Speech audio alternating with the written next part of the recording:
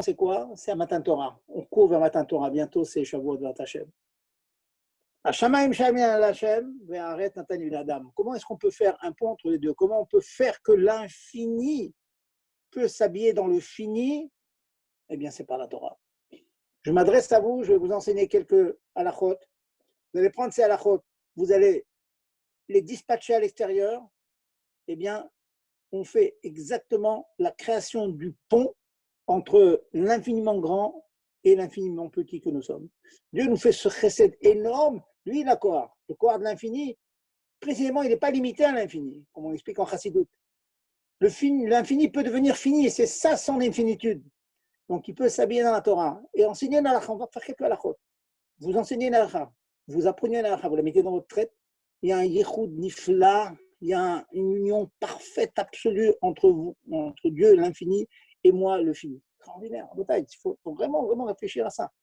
C'est ce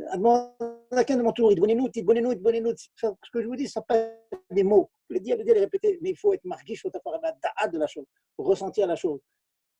Être content de ça, faire des cabrioles de ça, faire même des chants, des nigounis, mais continuer à chanter, à prendre une halakha, une petite halakha. J'allais dire que je ne de rien du tout, hein. C'est comme on parle en français. Une petite halakha comme ça, microscopique, c'est Dieu lui-même. Extraordinaire.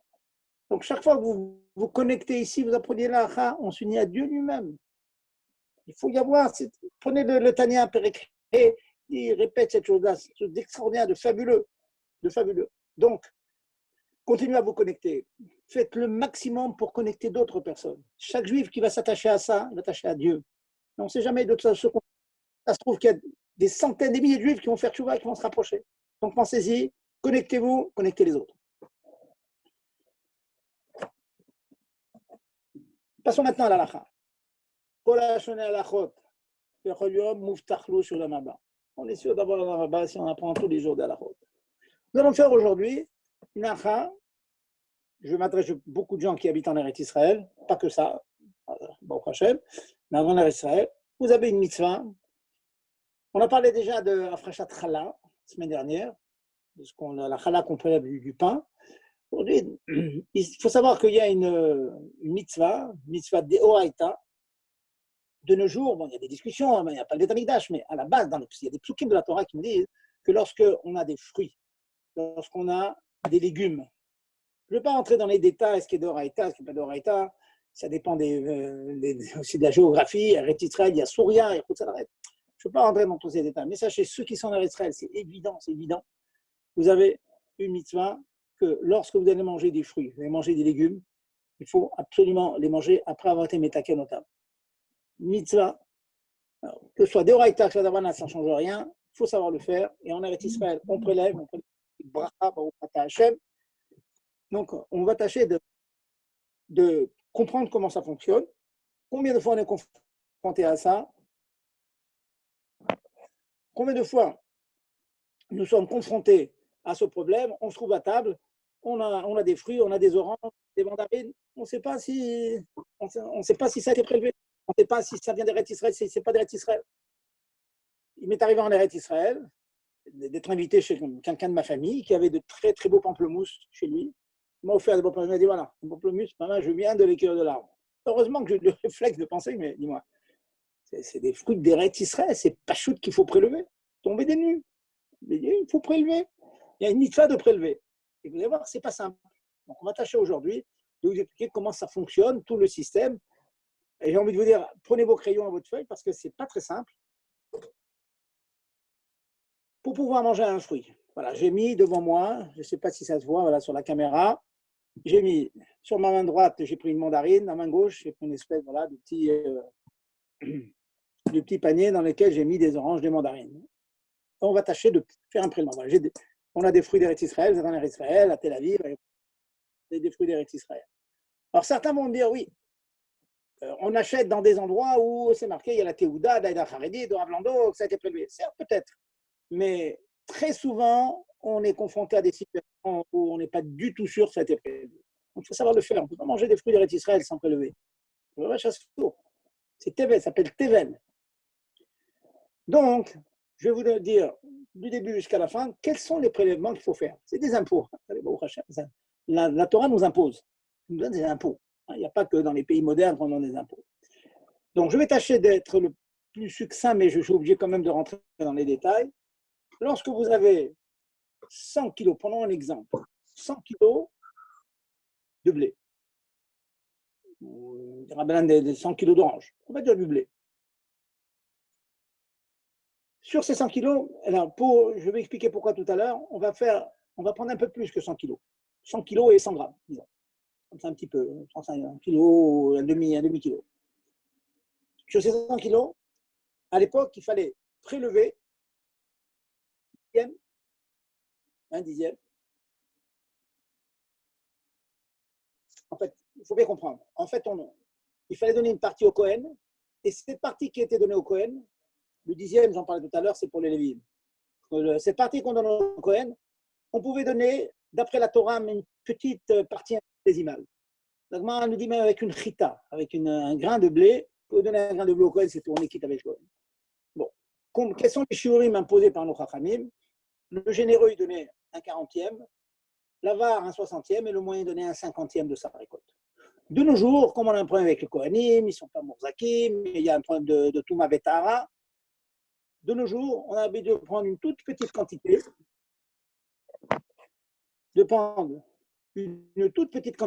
toute petite, et de la mettre de côté.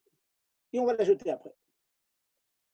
Ensuite, donc, rappelez-vous, prenez les comptes, j'ai dit j'ai 100 kilos et 100 grammes. Je prends 100 grammes, c'est ce que je suis censé donner au Cohen. Je mets de côté mes 100 grammes. Il me reste donc 100 kilos. J'ai pris une toute petite, voilà, pour fixer les idées. Allez, je fais devant vous, voilà mes 100 kilos. Je prends une toute petite, et je mets de côté. Voilà, je coupe devant vous, un tout petit morceau, je le mets de côté. Voilà, il est là. Ça va donner au Cohen. Il me reste maintenant, ce qui me reste, c'est 100 kilos. Ces 100 kilos, je dois donner 10 kilos, c'est-à-dire le maaser, au Lévim. Ne vous inquiétez pas, tout à l'heure, je vous donnerai une formule raccourcie pour aller plus vite. Mais déjà, avant de faire la formule raccourcie, il faut avoir compris le système, le mécanisme. Il me reste donc 100 kilos. 100 kilos, je prélève un dixième, donc un dixième de cette mandarine, je la coupe. Voilà. Un dixième, c'est pour le Lévi. Il me reste combien? 100 kilos, j'enlève un dixième, 90.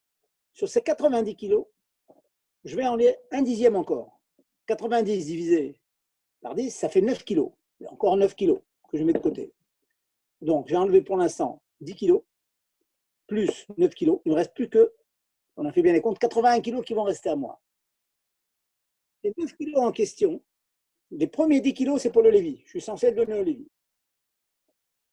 Les 9 kilos qui me restent, dans le cycle des 7 années de Shemitah, l'année 1 et 2 et l'année 4 et 5, c'est Maaser Sheni.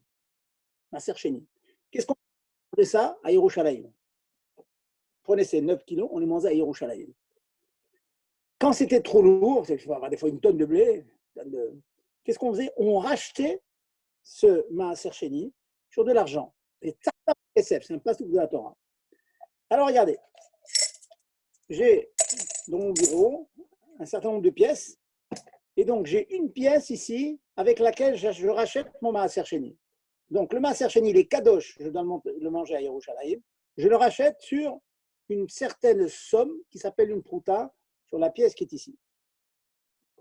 La pièce est là, j'ai racheté les 9 kilos. Donc les 9 kilos en question, ils sont devenus chol, je peux les manger maintenant. Et la kedusha, la sainteté de Maaser Sheni, elle est partie dans ma pièce ici. Je vais expliquer après qu'est-ce qu'on fait de la pièce. L'année 3 et 6, c'est Maaser Ani. Maaser Ani. Ça veut dire l'année 3 et 6, on prélevait 10 kilos des 90 kilos restants, c'est 9 kilos, et on le donnait aux pauvres. Donc maintenant, je me retrouve, des 100 kilos, je me retrouve avec 81 kilos. C'est bien gentil tout ça. Qu'est-ce qu'on fait de nos jours? Alors écoutez, les 10 kilos que je suis censé donner au Lévi, je ne donne pas au Lévi, je le garde. Pourquoi? Parce que, bon, ça peut peut-être toucher des Lévis, on dit qu'on n'a pas des Lévi'im, mais à 100% qui sont Lévi'im. Donc en fait, c'est à eux de faire la preuve qu'ils sont Lévis. Et vous connaissez tous le principe, quand il y a un litige financier, celui qui a l'argent, c'est lui qui gagne. C'est l'autre, le Tovea, qui réclame, qui est censé apporter la preuve. Si j'ai l'argent dans moi, dans ma poche, c'est à toi de faire la preuve que cet argent t'est dû. En l'occurrence, c'est moi qui ai acheté ces fruits, c'est à moi. Donc, si un Lévi veut que je lui donne, il est censé me faire la preuve qu'il est Lévi. Comme les Lévis n'ont pas de preuve, donc je le garde. Donc, aïe, j'ai gagné quelque chose. Donc, de ma mandarine, les 10 kilos que j'ai mis de côté, hein, je les garde. Le maaser, Ani, pareil. Ani, pareil, un pauvre viendrait, il faudrait qu'il fasse sa preuve qu'il est pauvre. Hein, vous savez, c'est compliqué. Hein. Il y a beaucoup de gens qui s'estiment pauvres, alors qu'ils ont un train de vie assez important. Donc, le Rachaï, c'est pareil aussi. De nos jours, la partie qui est réservée aux pauvres, je peux la garder. Si je suis dans l'année 3 ou 6, je peux la garder. Le pauvre doit faire la preuve qu'il est pauvre pour que je lui donne. Et si c'est l'année 1, 2 et 4, 5, eh bien, ces 9 kilos de, rappelez-vous, c'est plus Maaser Ani, c'est Maaser Sheni, je les ai rachetés sur la pièce que j'ai de côté. Regardez, j'ai chez moi un verre, je vous le recommande d'ailleurs, regardez, c'est un verre que j'ai acheté il y a quelques années. Il y a des graduations pour me donner le Revit, le Kazaït, etc., selon toutes les chitotes. Je garde ça de côté et dedans, j'ai mes pièces où j'ai racheté mon Maaser Sheni. Maintenant, je fais le bilan. Écoutez bien. Je fais le bilan. Finalement, sur mes 100 kilos et 100 grammes, il y a les 100 grammes que je mets de côté pour le Cohen, que je vais jeter. Maintenant, la partie du Lévi, les 10 kilos du Lévi, je dis que le Lévi doit faire l'épreuve qu'il est Lévi, sinon je peux le garder. Si je le garde seulement, hein, il faut bien savoir que s'il y a les 10 kilos qui sont au Lévi, le Lévi est censé donner 1 kilo, c'est-à-dire son maaser à lui, au Cohen. Donc, sur les 10 kilos qui sont attribués au Lévi, je coupe 1 kilo, le dixième du dixième, maaser mina maaser. La Torah l'appelle maaser mina maaser. Le dixième du dixième, le dixième que je donne au Lévi, et le Lévi prend un dixième pour le Kohen, je mets de côté. Donc finalement, combien j'ai mis de côté? J'ai mis 100 grammes plus 1 kilo, c'est-à-dire un tout petit peu plus que 1 centième de la quantité que j'ai achetée. Ça, c'est pas négociable, je suis obligé de le mettre de côté et je le jette, malheureusement. Pour diverses raisons, on ne donne pas au Kohen parce que c'est tamé, etc. Donc on le jette. Si vous avez bien compris ce que je suis en train de dire, donc sur mon ustensile ici, sur mon kéli, il y a tous les fruits. Si j'ai des fruits d'Eretz Israël ici, je prends un peu plus d'1 centième. Si j'ai une bouteille de jam ou du jus d'orange, n'importe quoi, du vin d'Eretz Israël, je suis sûr que c'est d'Eretz Israël, je suis en Eretz Israël, j'ai du vin, je ne suis pas sûr que ça t'ait prélevé. Je mets de côté un peu plus d'1 centième. Un peu plus. Malheureusement, je jette. Et ensuite, je vais dire une formule qui va inclure tout ce que je vous ai expliqué. Je dis comme ça, un peu plus d'1 centième de ce que j'ai devant moi, un peu plus, 1 kilo plus les 100 grammes, un peu d'1 centième, sont Trouma du Kohen. On appelle Troumat Maaser. Maaser Mena Maaser. Alors la formule, je vais vous donner une formule ensuite, je vais vous la lire j'ai un livre devant moi que je vous recommande. C'est le livre en français d'ailleurs de Rav Akshal. Il apporte une formule qui est popularisée par Razonich. Enfin, vous le trouverez dans beaucoup de livres, dans le Kitsur et tout. Donc j'ai mis la partie du Kohen. Et puis, je prélève le Maaser Sheni dans la partie sud des fruits que j'ai devant moi. Je ne fais rien, aucune opération. Là, j'ai pris un couteau, j'ai coupé. Là, je n'ai pas besoin de le faire. Je dis que le Maaser Sheni, il est dans la partie sud. Et le Maaser Rishon est dans la partie nord. Je vous dis dans la formule, vous allez voir, je voulais la lire tout à l'heure la formule. Et donc, tous les prélèvements se font de manière théorique, virtuelle. Dans le sud, il y a le Maaser Sheni. Dans le nord, il y a le Maaser Rishon. Qu'est-ce que j'ai expliqué? Le Maaser Rishon, je le garde. Il y a juste le kilo que j'ai mis de côté qu'on va jeter, qui est pour elle. Je le garde, parce que le Lévi ne fait pas la preuve, c'est à lui. Le Maaser Sheni, je le rachète sur la pièce qui est ici. Et donc, toute la récolte que j'ai mon tas, j'ai mes 100 kilos et quelques de blé.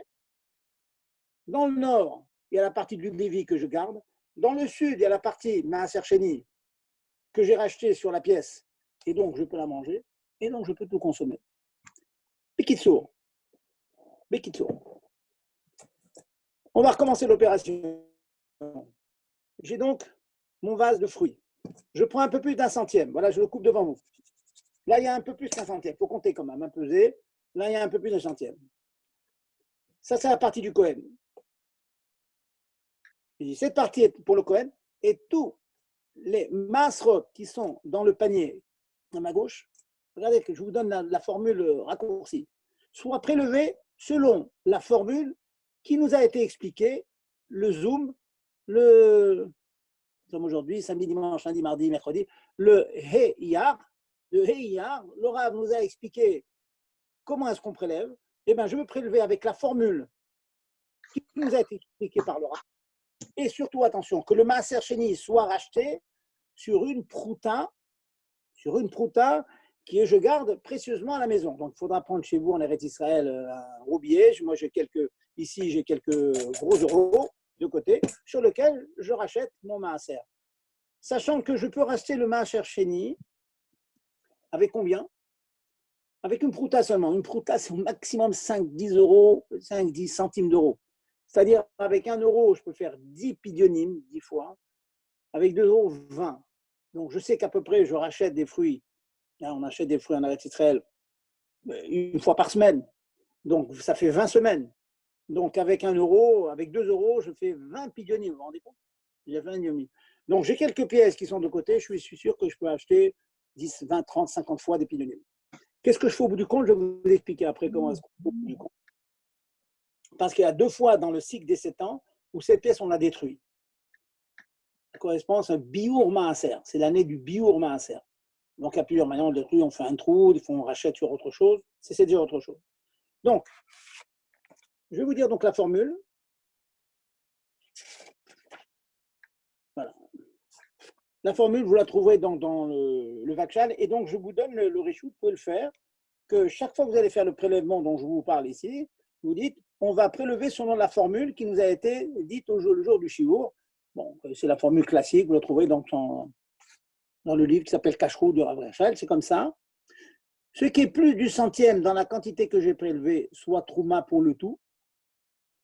Maaser Rishon, le centième que j'ai prélevé pour chaque espèce, l'ensemble que j'ai donné, et dans le côté nord, devient Maaser Rishon. Comme j'ai dit tout à l'heure, dans la partie nord, ici, en haut, ça devient Maaser Rishon. Un dixième de ce qui reste, il reste 90 kilos, je prends 10, donc il va rester que 81. Le 10% de 90, c'est 9. Un dixième de ce qui reste maintenant dans les produits devient Maaser Sheni ou Maaser Ani. Si c'est l'année 1, 2, 4, 5, c'est Maaser Sheni. Si c'est l'année 3, 6, c'est Maaser Ani. Donc, eh bien, si c'est Maaser Sheni, c'est cadeau, je ne peux pas le manger. Donc, je rachète, je prends la kedusha de ce Maaser Sheni et je le translate, je le mets dans une prouta, on va dire maximum 10 centimes d'euros, de €, dans les pièces israéliennes, vous regarderez l'équivalent. Renseignez-vous en Eretz Israël et Rabbani de la prouta avec exactitude. Ensuite, je n'ai pas fini parce que il y a la Troumat Maaser. La partie nord, c'est pour le Lévi. Le Lévi, il doit prendre un dixième et le donner au Cohen. Le centième que j'ai prélevé devient maintenant Troumat Maaser. Le Maaser Sheni, qui est dans la partie sud, rappelez-vous, est racheté sur une prouta de la pièce que j'ai mis de côté. Je viens de vous lire la formule traditionnelle qu'il est. Alors, je me la connais par cœur, moi je le fais très rapidement. Chaque fois que j'ai des fruits d'Eretz Israël, je fais la formule rapidement. Je mets un peu plus d'un centième de côté. Puis dans la partie nord, Maaser Rishon, la partie sud, Maaser Sheni. Sur la partie nord, le Lévi donne un centième au Cohen que j'ai mis déjà de côté. Et tout est prélevé. Et bien sûr, je n'oublie pas de dire que le Maaser Sheni, qui est dans la partie sud, est racheté sur une prouta que j'ai dans le fameux verre que je mets, bien sûr, que je garde précieusement chez moi, que personne n'a le droit d'utiliser. Hein. C'est des choses qui sont interdites. C'est Maaser Sheni qu'on a le droit de manger qu'à Yerushalayim et encore à l'époque du Beth Amikdash. Voilà donc, je vous ai fait un aperçu, certes rapide. Hein, c'est technique, c'est rapide. Mais Pachout, c'est mamash une mitzvah. Il faut savoir le faire. J'imagine mal qu'en Eretz Israël, on a beau faire attention à acheter avec les meilleurs chérim, etc., qu'on ne soit pas confronté des fois, on a un doute, on achète des amis. J'ai des amis qui ont des arbres, pas de ces jeux, dans les kibbutzim, dans les moshavim. Disons, il y a beaucoup de gens qui ne prélèvent pas, ils ne savent pas comment on prélève. Alors, on peut se bloquer, dire on va toujours aller dans des gens qui vendent des fruits, des fruitiers qui donnent des choses qui sont toujours prélevées. Bon, ils le font bien sûr, il y a des rabbinim derrière, ils mettent leur date, quand ils ont prélevé et tout, mais c'est mamash pachout, une mitzvah qu'il faut apprendre, comme nos femmes, nos épouses ont appris à prélever la challah du pain, eh bien nous, il faut qu'on sache prélever donc trumot et maasrot des fruits et des légumes qu'on achète d'Eretz Israël. Pour présent, si on tombe sur des chitines, des récoltes, sur le vin pachout, sur le vin, si vous avez du vin d'Eretz Israël, il y en a qui achètent, qui en prennent du raisin, qui font du vin, ils veulent avoir leur vin personnel, c'est très très bien. Il faut savoir prélever trumot et maasrot. Donc je vais vous faire un petit, vous demander qu'est-ce qu'on fait avec les pièces. La pièce, donc la troisième et la sixième année, avant Pessah, Erev Pessah, on l'a détruit. Bon, si on en a beaucoup, pour ne pas faire de baltacherie de dommages, ce qu'on fait, c'est qu'on a la possibilité de racheter l'ensemble des pièces sur une seule pièce. Vous voyez, sur une pièce, ici, il reste une prouta qui n'est pas encore masser chéni, qui est libre. On rachète tout le reste sur une prouta et on en détruit qu'une seule. Il y en a qui ont d'autres coulottes sur une nourriture qu'on jette et tout. Bon, vous verrez si ça vous arrive. Tâchez de poser la question comment. Donc voilà, je vous ai donné tout le système, tous les mécanismes de Trumot et Maasrot. Je vais vous faire un résumé de ce que je viens de dire et j'attendrai ensuite vos questions. N'hésitez pas à poser des questions, c'est ardu ce que je dis, je l'ai dit vite, j'ai bien conscience, mais bon, c'est un cours que j'ai l'habitude de donner devant le tableau en faisant vraiment des divisions, etc., etc. Donc, je voulais comme ça lancer rapidement le principe de Trumot et Maasrot. Donc, en résumé, vous achetez. Vous êtes à Yerushalayim, vous achetez des fruits, il y a un doute si ça a été prélevé, vous êtes dans une simcha. Une simcha, on ne sait pas des fois, on ne sait pas si ça a été prélevé. Pas tout le temps, les gens font très attention, il y a des coulottes, certains ils sont surpris sur plein de choses et qui ont des coulottes, on ne veut pas être méquille, on ne veut pas lever. Donc vous mettez un peu plus d'un centième, c'est pas beaucoup, hein, pas beaucoup. Une tranche d'orange, c'est sur 5 kilos d'orange, une tranche d'orange suffira. C'est plus qu'un centième. Ça, c'est pour le Kohen. Et vous dites la formule que je viens de dire. Sur la partie nord, c'est Maaser Rishon du Lévi. La partie sud, c'est Maaser Sheni ou Maaser Ani. Sur la partie nord, Maaser Rishon du Lévi, il faut prélever un dixième, c'est-à-dire un centième du tout, que j'ai déjà mis de côté. Qu'est-ce que j'en fais? Je l'entoure dans du papier aluminium, je mets à la poubelle. Le mieux, c'est de brûler, mais bon, souvent, c'est difficile de brûler. Vous entourez dans du papier aluminium et l'affaire est jouée, vous le jetez. Dans la partie sud, il y a du Maaser Sheni. Maaser Sheni qui est dans la partie sud, si c'est du Maaser Sheni, ça peut être du Maaser Ani, là, j'ai rien à faire. Je le garde comme j'ai expliqué tout à l'heure. Si c'est l'année 1, 2, 4, 5, donc c'est l'année de Maaser Sheni, je rachète ce Maaser Sheni sur une prouta d'une pièce d'un euro que j'ai mis de côté, que vous avez sur des shkalim que vous aurez mis de côté. Donc, vous avez racheté le Maaser Sheni, donc la partie sud est devenue Chol, c'est à vous. Vous avez la partie nord qui est le Maaser Rishon du Lévi, on a le droit de le garder, il n'est pas kadosh. Bien sûr, parce qu'on a mis 1 kilo de côté du Kohen qu'on ne peut pas toucher, qu'on jette. Et l'affaire est jouée. Et la manière la plus simple de le faire, c'est que si vous avez ce panier de fruits, vous enlevez un centième, vous le mettez de côté, c'est la trouma du Kohen. Tout le reste, tout soit prélevé selon la formule que nous a dit le Rav Zerbib le jour du cours. C'est tout. Il faut quand même ajouter, et le Maaser Sheni doit être acheté sur la pièce que j'ai mis. C'est tout. Que tout soit prélevé sur la formule qu'on a développée au Chio, et que ce qui peut être acheté le Maaser Sheni soit acheté sur la pièce qu'on a mis de côté. Ouais, très très court. Il y a encore d'autres détails, mais par Révaï, c'est des fruits de la 4e année, il faut acheter ça. Je n'ai pas voulu trop rentrer dans les détails, c'est déjà pas mal. Je vous invite quand même, hein, si je suis allé très très vite, j'ai bien conscience, je suis allé très vite, c'est des cours qu'il faut réécouter, qu'il faut voir dans les livres, mais au moins vous êtes au courant du problème, ça vous donne envie de faire attention. Hein, quand des fruits où il y a le moins de petits safek d'Eretz Israël, il faut quand même faire très attention. Donc, tâchez d'un vexé à la chod, de cacher un peu Hachem, qu'on a conscience que chaque chose, de même qu'on fait attention à manger des choses avec le tachlit à kashrut, hein, dans la viande, dans tout et tout, et bien pareil aussi, dans Eretz Israël, c'est des halakhot qu'on a extirpés, on peut dire, du Moyen-Âge. Pendant des centaines d'années, personne ne faisait plus attention à cela, sauf quel petit chouve qu'il y avait en Eretz Israël, tout petit. Maintenant, depuis 80 ans, c'est reparti, plus de 80 ans, c'est reparti. Il faut faire très, très attention à ça en Eretz Israël. Et bon, Hachem, Irba lahem Torah ou mitzvot. Hachem, il nous a donné le mérite d'avoir des mitzvot. Chaque mitzvah, c'est une épreuve de plus, c'est un srout de plus. Et chaque mitzvah, c'est tzavta, c'est s'attacher à Dieu. Donc voilà, c'est encore une manière de s'attacher à Dieu. J'écoute maintenant vos questions.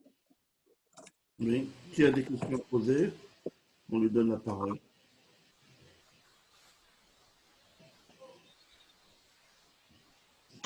C'est magnifique, il n'y a aucune question. Non, c'est sûr, je crains que les gens n'aient pas compris. Hein. Bon. Est-ce qu'il y a des questions sur ce qu'on vient de dire? Moi, je vais poser une autre question. Est-ce que tout le monde a compris? Celui qui n'a pas compris. J'ai un doute. Oui, M. Darmon veut parler. Allons-y. Oui. Bah, écoutez, j'ai compris, mais je crois que je me suis mélangé les pinceaux. Allez-y. C'est-à-dire que la prouta, la prouta, elle sert à quoi? Pour le Cohen, Annie ou bien Maaser Sheni? C'est très simple. La prouta, dans tous les prélèvements qu'on a fait, il y a Maaser Sheni. Maaser Sheni, quelqu'un qui avait une tonne de blé, il devait emmener pas loin du dixième. Une tonne, c'est énorme, c'est 1000 kilos. Dixième, c'est 100 kilos. En fait, Oui. ça faisait 90 kilos. Il fallait qu'il emmène tout ça à Yerushalayim et le manger à Yerushalayim pendant les 3 fêtes. C'est très, très dur. La Torah, tu peux racheter cette chose-là. Et donc, tu te retrouves à Yerushalayim avec une bourse d'argent de Maaser Sheni. Et là-bas, il le dépensait. J'ai acheté de la viande, des fruits, des légumes à Yerushalayim. Donc, ça veut dire que la prouta, c'est l'opération qui permet à toute cette partie de Maaser Sheni qu'il est interdit de consommer, on demande hors de Yerushalayim, de prendre toute la doucha de sa Maaser Sheni et la mettre dans la pièce. Et donc, toute cette partie qui était Maaser Sheni, elle devient chol. Elle devient profane, donc on peut la manger. Et c'est la pièce qui devient kadosh. Donc, en 2 mots, la réponse à votre question, c'est la prouta, c'est pour racheter le Maaser Sheni. Et Maaser Annie, C'est l'année, comme j'ai dit tout à l'heure, l'année 3 et 6. c'est ça? On le prélève en théorie. Il est prélevé dans la partie gauche, dans la partie sud, pardon. Il est prélevé, mais on le garde. Comme j'explique tout à l'heure, parce qu'il faudrait que le Hani fasse les preuves qu'il soit Hani pour que je lui donne, mais il n'y a pas de Kdusha, donc je peux le garder. Maaser Hani, je le garde. Je peux le. Du Lévi aussi. J'ai donné 10 kilos au Lévi, il en garde 9 pour lui, il donne 1 kilo au Cohen. Les 9 kilos du Lévi, je les garde. Je ne lui donne pas au Lévi, en fait. Pourquoi? Parce qu'il doit faire la preuve qu'il est Lévi. Un motzi ben chavoro à la varaya, comme il ne fait pas la preuve, donc je garde. Donc finalement, la seule chose que je suis obligé de jeter, c'est la partie du Cohen. C'est combien? C'est 1 kilo plus 100 grammes. 1 kilo 100 grammes, un peu plus que 100, 15 centièmes de mon kilo de mon kilo de chitim, de blé ou de mon kilo d'orange d'Eretz Israël. Un peu plus d'1 centième pour le Cohen. Tout le reste, je le garde. Maaser Sheni, je le rachète sur une pièce et il est à moi. Et la pièce, je la mets de côté. Et le Maaser Rishon du Lévi, je le garde. C'est à moi, c'est mon argent. Il doit faire la preuve que c'est à lui, donc il ne peut pas faire la preuve, je le garde. Très bien, mais pourquoi vous avez pris l'exemple de 100 kilos et 100 grammes? Je n'ai pas compris ces 100 grammes. Les 100 grammes, c'est très simple. Parce que, pourquoi j'ai pris ce cas-là? Parce que dans ce qu'on fait d'abord, on donne une petite partie au Cohen. Oui. Et après, ce qui reste, le 10e, on donne au Lévi. Si je vous avais dit, pour les 100 kilos, on donne un petit peu au Cohen, on serait arrivé à 99 kilos. Et combien on aurait donné au Lévi? 9 kg 9. Je n'ai pas voulu faire des comptes mathématiques embrouillés. Donc, j'ai pris un peu plus de 100 kilos. Et ce petit plus, Yoter Niméa, j'ai donné au Cohen. Ce qui fait que ce qui me reste, une fois que j'ai donné ces quelques grammes au Cohen, il me reste 100 kilos. Comme ça, je peux diviser par 10 2 fois. 100 divisé par 10. Vous avez compris? C'est juste pour simplifier la chose. D'accord. Alors, si j'ai bien compris, pour le Cohen, je jette un peu plus qu'un centième. Voilà. Pour la première année, deuxième, quatrième, cinquième année, c'est le Maaser Sheni, c'est la prouta. Je le garde, je le rachète sur la pièce et je le garde. Et la troisième année et la sixième année, c'est Maaser Ani. Ni que je garde, je peux garder. Et, je garde et voilà, et je garde. Je mange, je garde.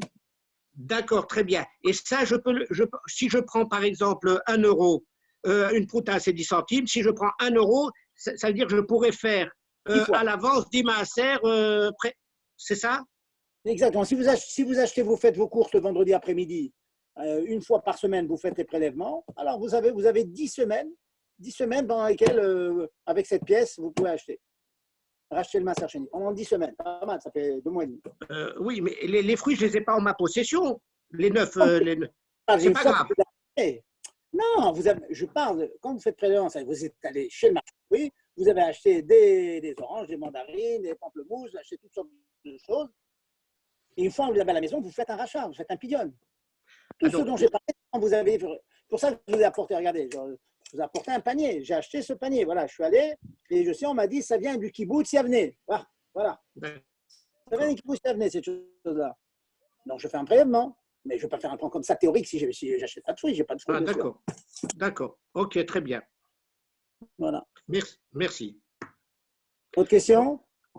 Est-ce qu'il y a d'autres questions? Pour la formule à dire. Oui. C'est qui est-ce qui parle là? Pour la formule à dire pour le prélèvement, est-ce qu'on a besoin de la dire ou on peut dire, si j'ai bien compris, est-ce que je peux simplement dire la formule qu'on a dit le 5 IAR ou est-ce que je dois dire la formule? Vous pouvez dire ça. Vous pouvez dire ça. Ah, d'accord. Vous pouvez dire ça. Voilà. Vous voyez la formule qu'on a dans le 5R et pour être un peu plus précis, parce que je n'ai pas tout lu, je vous dis, c'est dans le livre par exemple, le livre que je vous montre ici, le livre de Kashrut de Raphaël. Et comme ça disait Poskim, vous dites, selon la formule là-bas, à condition que vous ayez compris. Vous avez compris ce que j'ai dit? Si vous avez compris, vous êtes sommaire sur la formule, absolument. Vous pouvez le faire. D'accord.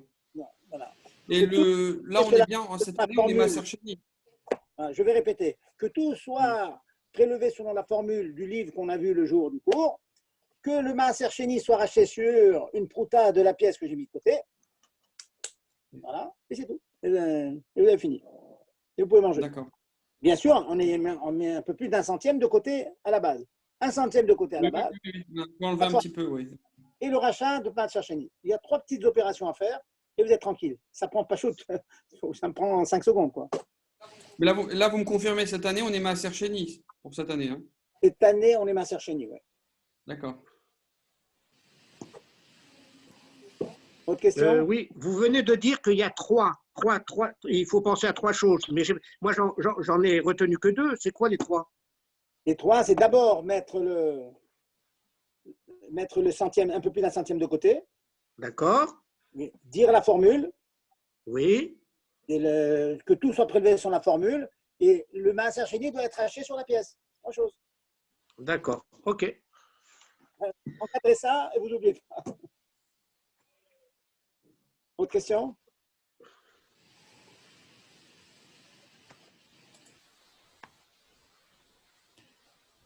En tout cas, j'ai dit souvent comme ça à mes élèves qu'un cours de halakha comme cela, c'est une invitation à étudier, vous comprenez? C'est une invitation à étudier. C'est des choses, c'est des grands prakim dans le Shulchan Aruch, c'est très profond, etc. Mais le Rabbi Rea disait que c'est important de connaître les choses bikitsur. Hein, en fait, pour le peuple doit connaître tout ça. Même si on n'est pas un grand Talmid Chacham, on n'a pas fini le chasse et tout, mais on doit connaître des choses de base. Et ça, en faisant un effort, on peut le faire. Comme connaître bien le Kitsour par cœur, c'est énorme. Celui qui connaît le Kitsour sur Halavo, par cœur, c'est énorme. Énorme. Donc là, c'est une manière de connaître plusieurs sujets, comme ceux qu'on a étudiés les dernières semaines. On a fait Chot Yichud, vous vous rappelez? C'est des Chot qu'on est confronté tout le temps. On a fait le Chot Chala. Les femmes ont le problème de Chala sur les gâteaux, pas les gâteaux, etc. Toutes les questions qu'on pose. Donc, connaître ça, c'est très, très, très important et fondamental. Et je vais finir avec un point. Je ne vous cache pas que tous ces cours-là qu'on donne maintenant, ça me touche beaucoup, beaucoup, beaucoup. J'ai l'habitude, en général, j'aime presque tous les soirs, je donne un cours dans la région parisienne, une fois chez Rav Katan, une fois le lundi, j'ai un cours avec des amis, le jeudi à Créteil, le dimanche, il y a des gens qui viennent au collège, je leur donne un cours. Mais ce système-là qu'on voit maintenant, que Mamash, on peut diffuser dans le monde entier, c'est Davar Nifla. C'est un enseignement énorme. C'est une arme que Dieu nous donne. Ce que le Rabbi a fait en disséminant tous ces shlochim, ces milliers de shlochim dans le monde, maintenant, quand il nous a dit que chacun doit chalir, vous voyez à quel point c'est vrai. Imaginez maintenant, imaginez, vous avez un copain, ce soir vous parlez, j'écoute un shiur, t'as pas embrouillé, mais c'est un shiur, Mamash, c'est intéressant, j'ai entendu des choses que j'ai jamais entendues. Branche-toi demain. On a encore quelques jours de confinement, profites-en. Les gens vont s'habituer comme ça. Hein. Ton ami, il a un ami. C'est ce que le Rabbi a toujours voulu faire. Tout le monde est shliach. Il n'y a pas les grands shlochim, petits shlochim, ça n'existe pas. Ça. Chaque juif, c'est un shliach. Chaque juif peut faire quelque chose. Ça se trouve que tu vas faire aujourd'hui, tu vas apporter la dernière chama qui a besoin de ramener pour que ma chère vienne. On ne sait jamais. Donc, maman, c'est une ligne de chizouk. Ayez conscience de ce jeu. Votre part, elle est bonne. Comme je l'ai dit tout à l'heure, Shloshat Dvarim. Il y a Dieu, il y a l'homme, il y a la Torah qui fait la connexion. Dans la Torah, c'est un nifla. C'est que moi, tous mes amis, tous mes camarades, combien j'ai de camarades, les souvenirs qu'on a, c'est ce qu'on a étudié ensemble. On était assis ensemble, on a discuté. C'est comme ça. La Torah, ça crée quelque chose. Donc, amener du monde, amener encore et plus de monde, encore plus de monde. Le rabbi veut qu'on connaisse toute la Torah, il veut qu'on fasse Rambam. C'est quoi Rambam? Rambam, c'est bien tout à temps. Pourquoi il veut? Parce qu'il sait que toutes les neshamot, comme c'est marqué dans Mourazaken, il croit à mon Torah, toutes les neshamot doivent apprendre toute la Torah. Peut-être Bekitour, on n'a pas le temps de passer 80 ans et tout Beyoun, mais au moins, passer toute la Torah. Et ça, là, je vous ai passé des psukim de la Torah, des Horaïta des Rabbanan, des halachot de la Torah, des Tarevissot. 1 plus 1, et c'est sûr que tout ça, ça fera la grosse montagne qui va nous amener bientôt ma chère Bezat Hashem. Un petit mot, Rav Zerbib, un petit mot, juste. Voilà. C'est comme ça une pensée qui m'est venue. Mitzvah, c'est Savta. Savta, c'est un lien. Donc on demande aux gens de cliquer sur le lien. Vous vous rendez compte un peu? Cliquez sur le lien pour étudier la Torah. Mitzvah, Savta, le lien. Razak.